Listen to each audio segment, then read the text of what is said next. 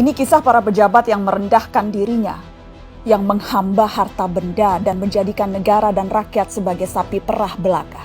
Saat kita semua menahan diri untuk melakukan ini dan itu, yalah beberapa politikus dan pejabat kita malah tetap bernafsu untuk nodong sana-sini, ngutil sana-sini. Saat kita semua mencoba bertahan di tengah badai, jungkir balik melanjutkan hidup saat semuanya begitu sulit, para politikus dan pejabat juga tetap berakrobat dengan anggaran. Entah berapa ratus ribu orang yang sudah di PHK, yang usahanya bangkrut, yang penghasilannya merosot. Tapi itu tak mengurangi nafsu para pejabat rakus yang tidak punya harga diri. Menteri Kelautan dan Perikanan bersama beberapa staf khusus dan pejabat kementerian meminta cashback dari setiap benih lobster yang diekspor. Mereka memakai uangnya untuk berbelanja barang-barang mewah persis ketika kebanyakan dari kita sedang mati-matian bertahan memenuhi kebutuhan-kebutuhan pokok.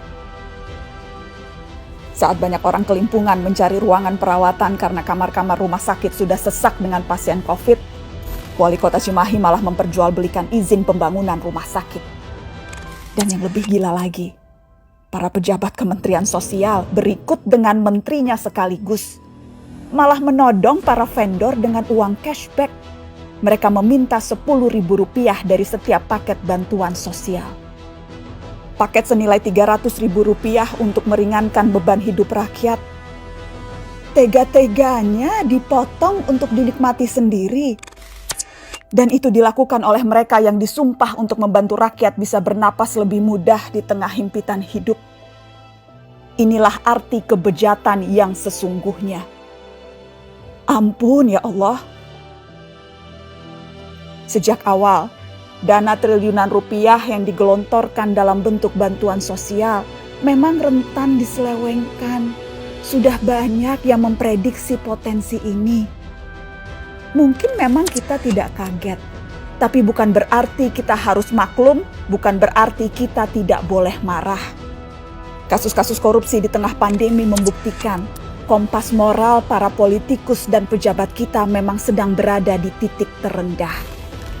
Bahkan pandemi yang membunuh banyak orang, menyengsarakan banyak orang, tak membuat para pelaku menahan diri dari hasrat memperkaya diri sendiri. Pandemi justru menjadi peluang untuk menggarong lebih banyak. Kegentingan dan kedaruratan justru jadi ruang baru untuk bertindak lebih brutal, lebih banal, lebih ugal-ugalan, dan lebih tidak tahu malu. Publik, kita semua justru dibebani pekerjaan tambahan. Selain harus bertahan hidup, kita justru harus lebih teliti mengawasi kebijakan dan penggunaan anggaran. Tambah capek, tambah pegel, tambah frustasi. Tapi pilihannya tidak banyak. Semakin kita apatis, semakin senang mereka menggasak uang negara. Pandemi terbukti melahirkan kebiasaan-kebiasaan baru. Kecuali perilaku para politikus dan pejabat kita. Inilah kenyataannya. Sudah sebegitu bangkrutnya moral mereka. Memang kita tidak kaget. Tapi sangat wajar dan sangat pantas untuk kita marah.